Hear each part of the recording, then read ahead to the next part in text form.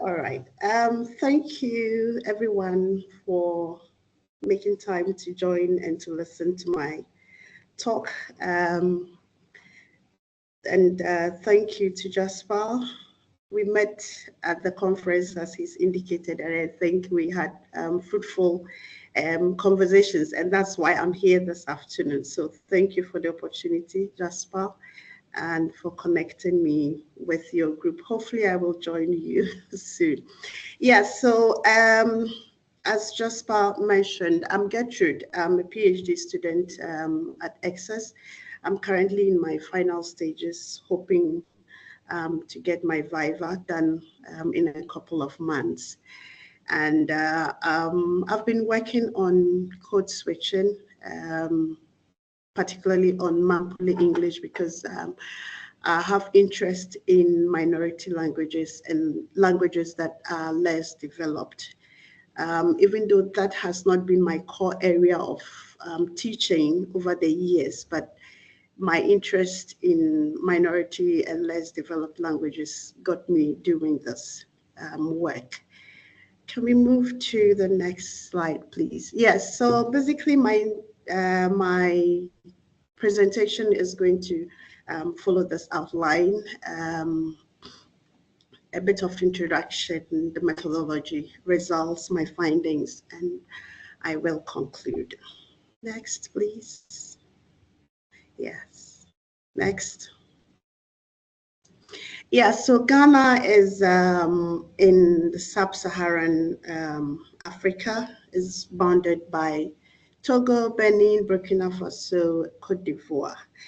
And it's a very diverse, it has a very diverse language environment. Ghana has about, well documented, about 70 plus languages. Next slide, please. Yes. Out of the many languages that there are in Ghana, 9 of them are what we call the government-sponsored languages. So these are languages that have been selected by the government and developed and used in schools as medium of instruction. So these selections were based on the regional demarcations in Ghana. So previously, until 2018, Ghana had 10 regions. And so these languages were selected based on the dominant languages in every region. And so these are the 9 languages that are sponsored by government. Next slide, please. In addition to these languages, we have English, which is a colonial language to Ghana, and English has become an official language to Ghana, and it's also used in schools as a medium of instruction, especially from basic 4 upwards until the tertiary level. So what this means is that any Ghanaian who goes through the education system is bilingual or sometimes multilingual, depending on your mother tongue. Next slide, please. Now, so what again this means is that if you go through the education system in Ghana, you are bilingual and you have the tendency of mixing codes, mixing languages in your conversations. And that is why I'm interested in this study, because in Nalerigu, which is the study area, I found that phenomenon of mixing English and Mampuli has become very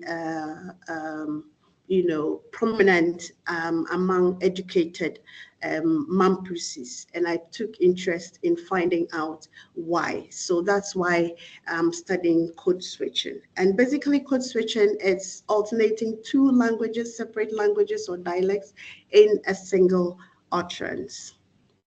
So what it is that you will find a Mampuli person speaking Mampuli, but in the same conversation, they are you find English structures included in the conversation. So that is an example that has just shown on the screen. So you hear someone say, "Balanya zangu hard copy ma inchanla bolga." So the person begins, the main sentence is constructed or uttered in Mampruli, but you have English structures like hard copy inserted in the utterance, and that is what I'm looking at in the study. Next slide, please. So some previous studies on code switching in Ghana, Amuzu has done quite some work on Ewe Akan English code switching, and one of his studies that he's conducted, he collecting data from interactions from the home, semi-formal situations like student group discussions and radio interactions. He concludes that code switching in that context, or for that from that data, it's mainly for the speakers to solidarize with other people that they are engaged in the conversation. But Kwaku does some work also on Tree English code switching, and she looks at verbs, the insertion of English verbs in Tree English utterances. And she comes to the conclusion that English verbs are allowed in Tree English constructions only at situations or environments where the tree, the morphosyntactic and phonological structure of tree aligns with English, and that is where English verbs are allowed or permitted in such constructions. Agbozo and Rescue, they have done some work on bordering on policy, language policy in relation to code switching, especially in language of instruction. So there's been that back and forth as to whether code switching should be allowed. I mean, multilingual language instruction should be allowed, continued or discontinued in Ghana. But their conclusions is that is a good thing in class because it facilitates, communication and instruction, especially for interpreting concepts, English concepts in their local languages. And so they think that there should be a firm policy on language instruction in Ghana in relation to bilingual language of instructions. There's also been some study on pedagogy. Yevude Tefa, they studied language talk code switching situations in a classroom environment, and they conclude that yes, sometimes it's challenging that the teachers or instructors have to move between languages. But again, it facilitates understanding of concepts to the students. And once they move from English to the local language, then the students or the learners are able to familiarize themselves and engage more in class discussions. And so, yes, code switching has, there are concerns as to its effectiveness or not. But that's not the focus of my study. I am just wanting to find out the structures that are involved in Mampuli-English. But again, from all the literature that I have, most of the literature that I have consulted, the studies have been focused on Southern Ghanaian languages, Twi, Ewe, Ga, and not much on the northern languages where Mampuli belong. And that's why one of the reasons why I wanted to study Mampuli in relation to English code switching. Next slide, please. Yes, so Mampuli is a language spoken in the northeastern part of Ghana. It belongs to the Mabia language subgroup of the Gru family. It has up to about 100, between 100 and 1 million speakers. Also spoken in parts of Togo, Burkina Faso, and Benin. Mampruli is not sustained, though it's widely spoken, it's not sustained by any formal institution. So it means that it's not in education and it's not used in any official businesses in Ghana. Next slide, please. So for this study, my objective is to find out the Mampuli-English structures that are found in Mampuli-English code switching. And so my research questions is what English language structures exist in Mampuli code switching, and also to look at the social cultural factors that are involved with this language phenomena. Next slide, please. Next slide. So this study, I adopted a qualitative method for it, collected data from radio programs, interactive radio programs, where you have a panel and a host discussing various issues on economy, education, health, and any other topical issues that there may be.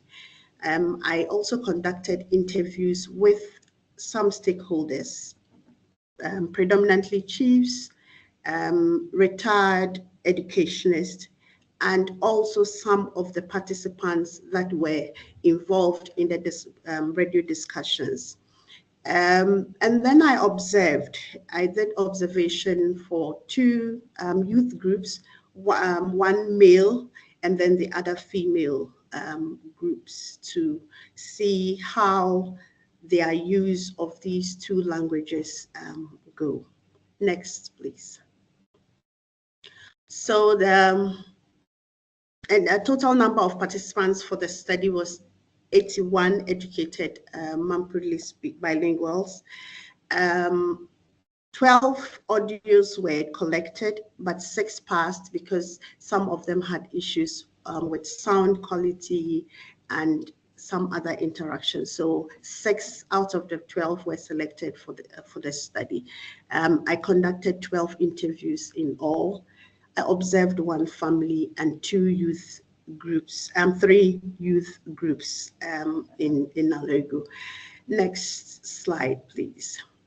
So in processing the data, first of all, I did a data cleaning, and that's how I arrived at 6 radio audios recordings. Then I did transcription. I did a manual transcription of the radio, the audios that I had. Then I color coded according to the English structures that I found in the data. And then I selected structures that I was going to use for the analysis. And for the notes that I made from the observations of the groups, I organized them into themes according to the research question that I'm working on. Next, please. Good. So in analyzing the data, I adopted 2 theoretical frameworks. One is the metrics language framework proposed by Myers Cotton. This framework establishes a relationship between the languages that are involved in terms of hierarchy. So one of the principles is that there is a metrics language, which is the dominant language that contributes the morphosyntactic structure or frame for the bilingual construction or bilingual utterance. And then there is the embedded language, which is less dominant. And this language is the language that provides some lexical insertions into the dominant frame for the construction of such utterances. The second principle is the constituents or the constitution of structures for the frame. So this metrics language framework proposes that or suggests that the metrics language, which is the dominant language, provides the system morphemes. So the system morphemes are the closed class words that form part of a sentence, while the dominant, the embedded language provides just content morphemes that are inserted in the structure. So to determine whether a language is dominant or metrics or embedded depends on two factors: which one constitutes or provides the morphosyntactic frame for the bilingual utterance. Yes. Next slide, please. So I also considered this framework, which is the ethnography of communication, because I wanted to look at the social aspect of the interaction or the data that I get. While metrics language looks at structural analysis, this framework looks at looks at it from a more social and cultural perspective. And that is why I combined these two frameworks for analyzing the data. Next, please. So next, yeah. So in the results, these are some of the structures that came up. I have verbs, nouns, prepositions, prepositions, and verbs in the insertions. So English structures that were found or that are found in Mampuli-English code switching cut across the content and morpheme structures. Next slide, please. So findings. So a larger amount of the English insertions that I found belonged to the noun class. And this, Myers-Cotton says, is expected because now this noun class is a more flexible class where speakers can insert without any constraints in the metrics language. And so these are some of the things that I found. But in addition to the fact that nouns are more fluid in adapting and adaptable to other languages, there were other issues of lack of competency in terms of the speakers. So for some of the speakers, especially the younger speakers, they did not have the linguistic or the Mampuli equivalents for some of the words, English words that they inserted. And so they found that it was easy to go for English because that was what that is what they know, than to struggle to find a Mampuli equivalent for that. One of the reasons they also gave was the ability to present ideas, because the data, most of it that I talked about were from radio, and they were educating the public or passing information to the public. And so they needed to be concise in their presentations. And so for some of them, using English words or phrases worked well, because then if you were going to use the Mampuli versions or equivalents, then it means you would have to explain or describe the concept or the idea, when you can have a single word in English, you know, doing that same, accomplishing that same purpose. Yes, please. Next slide. Again, there are verbs, English verbs that were inserted or embedded in the metrics framework. Now, these verbs came in two forms. We have the ones that were English verbs that were inserted in their base form in English, like we have in connect. And then we have the ones that were kind of adopted or nativized, you know, with Mampuli. So the ones like we have in Connect fitted, just like Kwaku talked about. So this kind of structure already aligns with the Mampuli morphological structure, and that's why it's in the bare form and it still makes sense. But in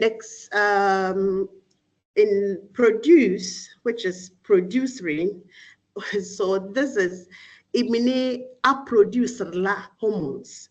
Now this is supposed to be produced and to be expressed in a habitual or continuous tense aspect.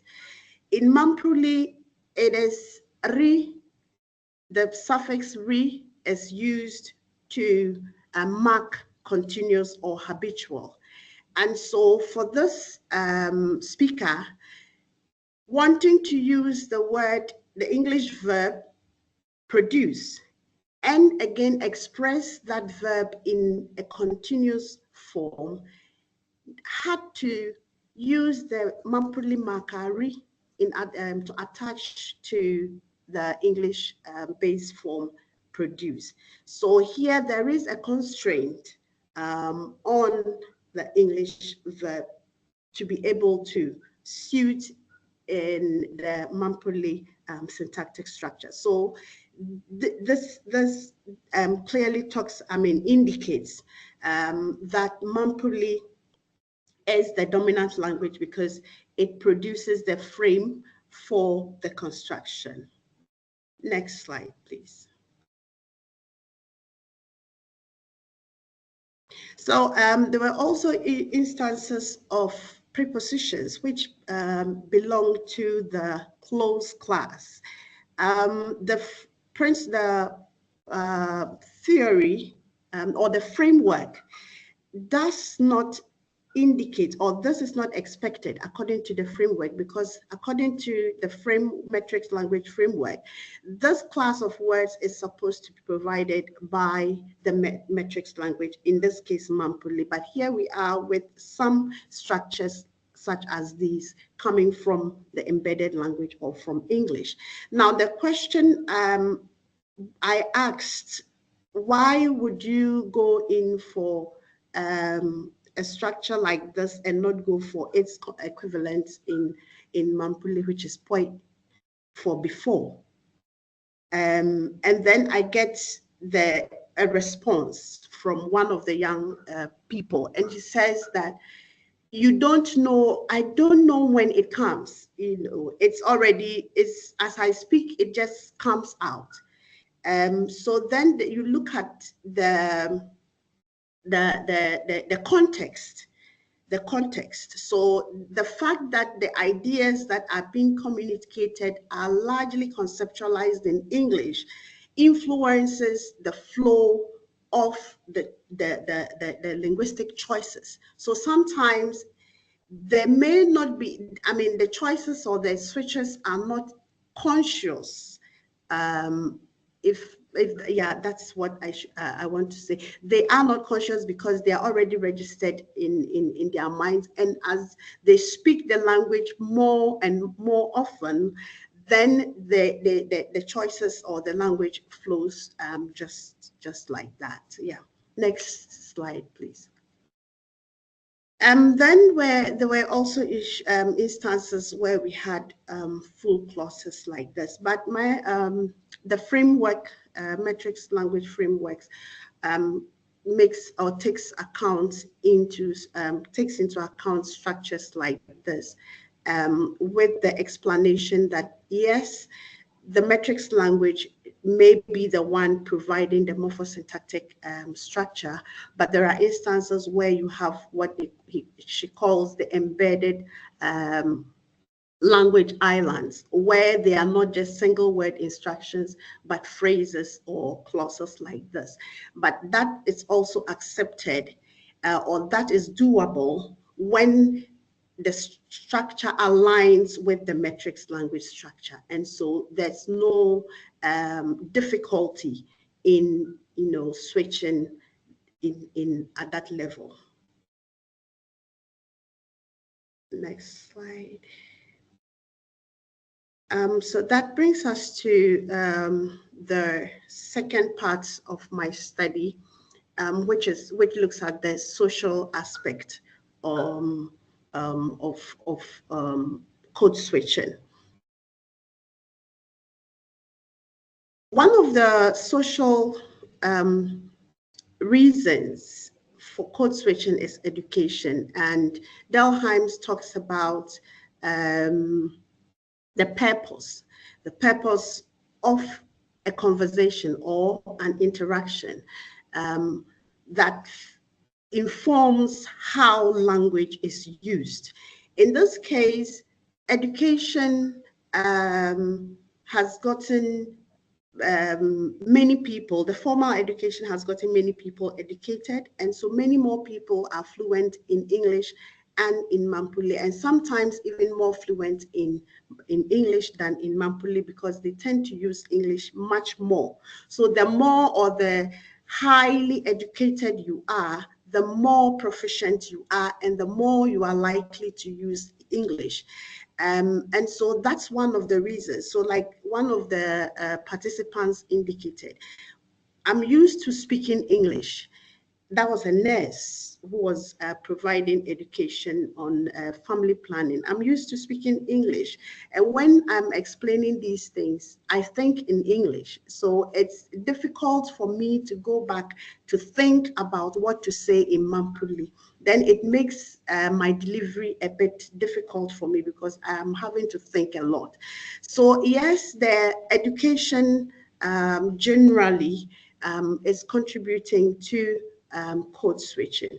There's also the fact that people think that if you are discussing anything on radio, that's a formal setting for them, and so you should be able to express yourself in English.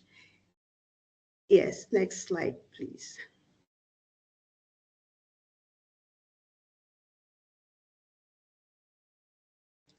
Language prestige is one of the reasons. Delheims talks about social norms, so the social rules and expectations. So in Ghana, English is held in high esteem, and so the more you are able to speak, or the better you are able to speak English, the more respect you command in your field and even in your social environment. And so people want to be able to project their status kind of by speaking English. So even sometimes when the person could speak Mampuli, they want to be able to interperse that with English, just so that they can, belong in a certain environment and be seen as educated enough. So language prestige is one of the reasons for which people in this study code switch. Next, please. Modernization. So like I indicated earlier on, after the regional reorganization that increased the number of regions from 10 to 16, Nalerigu became one of the regional capitals. And so a lot more development or urbanized kind of living and activities have taken place in that town. So you have more radio stations, you have TV stations, people are watching television and watching movies and other things that hitherto didn't, were not that common.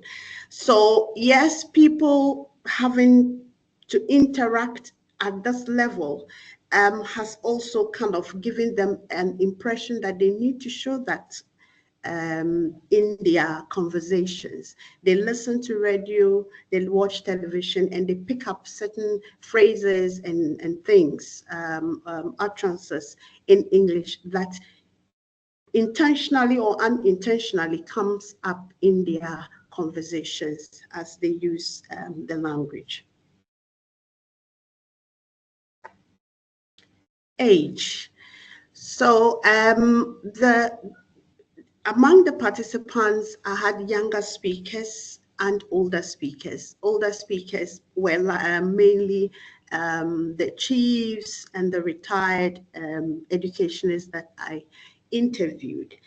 And I interviewed them I conducted the interviews in Mampuli, except for 2 instances where the participants thought that once it was an interview or a discussion on education and research, it had to be in English. And so, yes, I complied and we conducted the interview in English for them. But for the rest of them, the older generations were able to engage. Even their engagement with me were longer, 30, 35 minutes, but they were able to sustain the conversations in Mampuli. Even though sometimes they needed to explain the things, but yes, they were able to do that in Mampuli against the younger ones who quickly went for English options to be able to sustain their conversations. So age is a factor in that sense. The younger people are not conscious of what they say.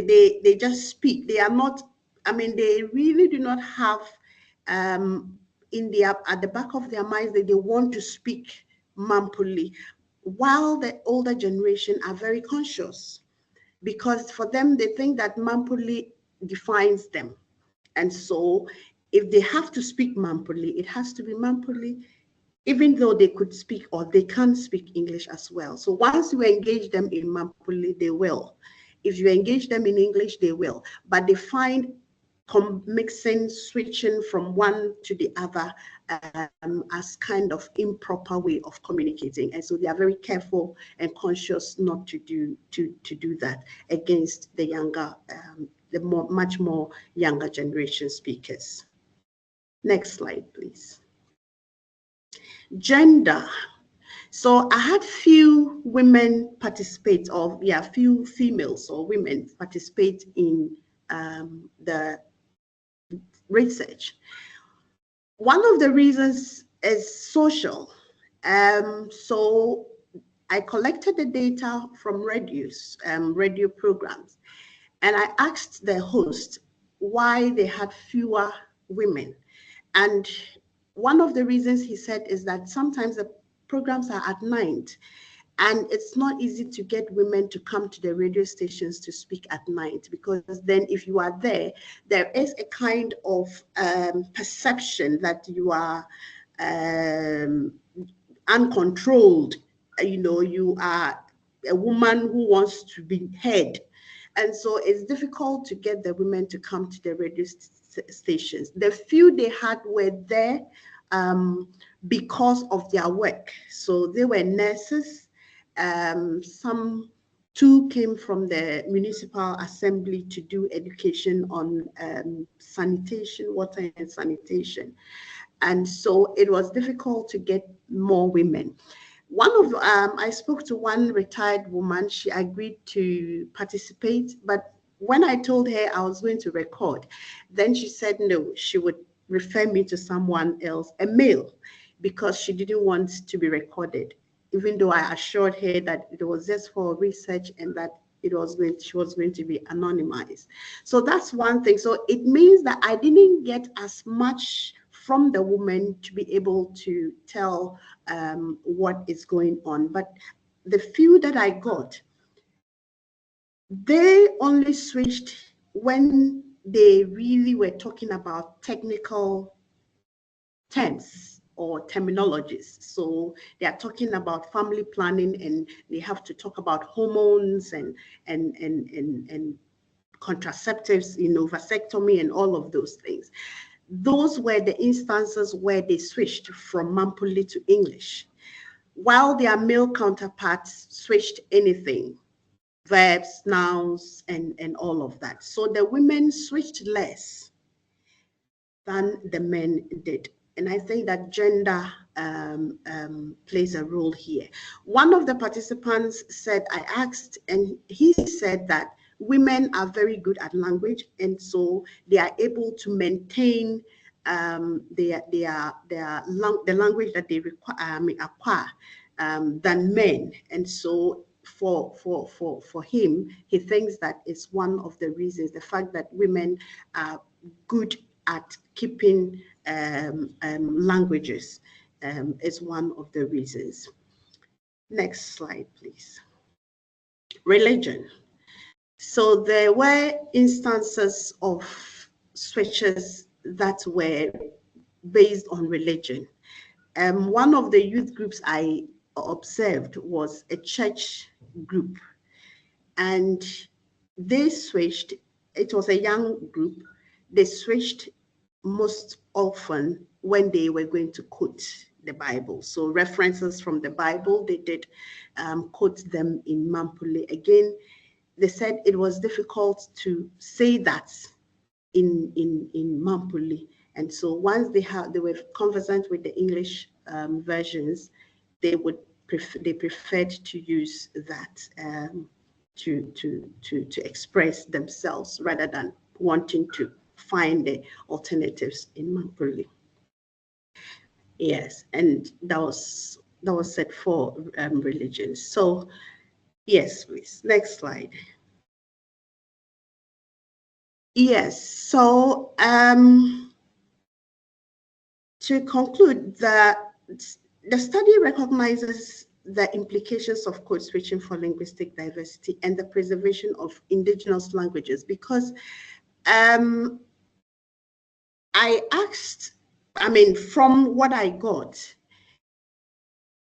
if in the next few decades, if the older generations who are able to sustain their conversations in Mampuli fade out, and if the language in education policy continues to be bilingual as it is, it means that there is a high possibility of the younger generation losing their linguistic competence in Mampuli. And that's where the question of language preservation comes in in this study. The study also reveals that Mampuli is the metrics language because from the grammatical analysis by Myers-Cotton's metrics language framework, Mampuli largely provided the morphosyntactic structures for English embedded structures, grounding that theory or that framework in relation to bilingual talk. Next, please. And yes, finally, it highlights also some gaps in the language policy and also the need to review the policy to promote less studied languages in the future, like Mampuli. Thank you very much.